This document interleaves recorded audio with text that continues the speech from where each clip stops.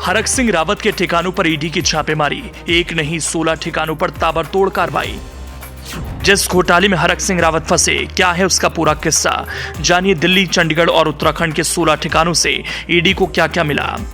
जमीन घोटाले और फॉरेस्ट लैंड पर निर्माण के मामले में प्रवर्तन निदेशालय ने कांग्रेस नेता और वन मंत्री रहे हरक सिंह रावत के ठिकानों पर छापेमारी की।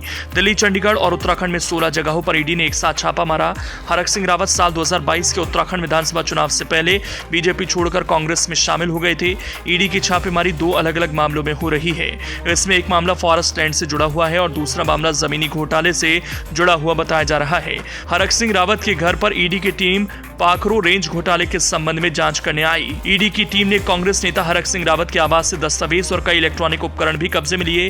बीजेपी सरकार में वन मंत्री के रूप में कार्यकाल संभालने वाले हरक सिंह रावत और उनके कुछ अधिकारियों पर टाइगर सफारी परियोजना के तहत कॉर्बेट पार्क के पाखरो रेंज में अवैध पेड़ कटान और अवैध निर्माण के गंभीर आरोप लगे थे। भारतीय वन सर्वेक्षण की रिपोर्ट के अनुसार पाखरो बाघ सफारी के लिए 163 की अनुमति के खिलाफ कॉर्बेट टाइगर रिजर्व में 6000 से अधिक पेड़ अवैध रूप से काटे गए थे। वन विभाग ने इन दावों का खंडन किया था और कहा था कि रिपोर्ट को अंतिम रूप दिए जाने से पहले तकनीकी मामलों को सुलझाया जाना जरूरी है। उत्तराखंड में हरक सिंह रावत का विवादों से हमेशा से नाता रहा। यह पहली बार नहीं है कि हरक सिंह रावत से जुड़ी संपत्तियां ईडी की जांच के दायरे में आई हों। इससे पहले भी 2023 में उत्तराखंड विजिलेंस ने देहरादून के शंकरपुर में मौजूद एक संस्थान और छिंदवाड़ा में एक पेट्रोल पंप पर छापे मारे थे। 30 अगस्त 2023 को हुई कार्रवाई के मामले में राज्य सतर्कता प्रमुख वी मुरुगेशन ने कहा था कि टीम ने दोनों स्थानों पर जांच की तो पता चला कि दोनों संपत्तियां कांग्रेस नेता और पूर्व मंत्री हरक सिंह रावत की हैं। शंकरपुर में मौजूद Doon institute of medical science और पेट्रोल पंप दोनों हरक सिंह रावत के बेटे के हैं। इस जांच में पाया गया था कि दोनों निजी संस्थान पर लगाए गए 2 जनरेटर सेट सरकारी पैसों से खरीदे गए थे। पिछले साल हुई कार्रवाई में विजिलेंस ने एक डीएफओ को जेल भी भेज दिया था।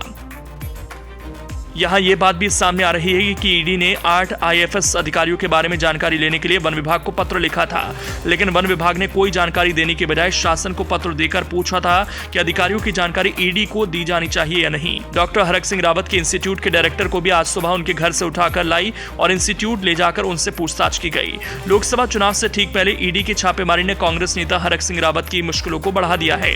हरक सिंह रावत लोकसभा चुनाव के दावेदार हैं, लेकिन अब ईडी की कार्रवाई के बाद हरक सिंह रावत की दावेदारी पर भी संकट खड़ा हो गया है। हरक सिंह रावत साल 1991 में पहली बार उत्तर प्रदेश में मंत्री बने थे। वो तब मंत्री बनने वाले सबसे कम उम्र के नेता थे। उन्होंने पौड़ी से विधानसभा चुनाव जीता था। हरक सिंह रावत राज्य के उन कुछ नेताओं में से हैं जिनकी जनता में व्यापक पैठ है।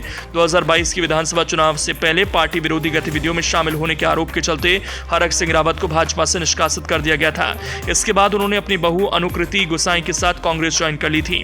18 मार्च 2016 को उत्तराखंड विधानसभा में हरीश रावत के खिलाफ बगावत का झंडा बुलंद करने वाले बागियों में हरक सिंह रावत की भूमिका अग्रणी रही थी। इसके बाद उत्तराखंड में राष्ट्रपति शासन लगाया गया था, लेकिन सुप्रीम कोर्ट के हस्तक्षेप के बाद हरीश रावत सरकार बहाल हो गई। हालांकि तब तक हरक सिंह रावत समेत सभी 9 बागियों ने भाजपा का दामन थाम लिया था।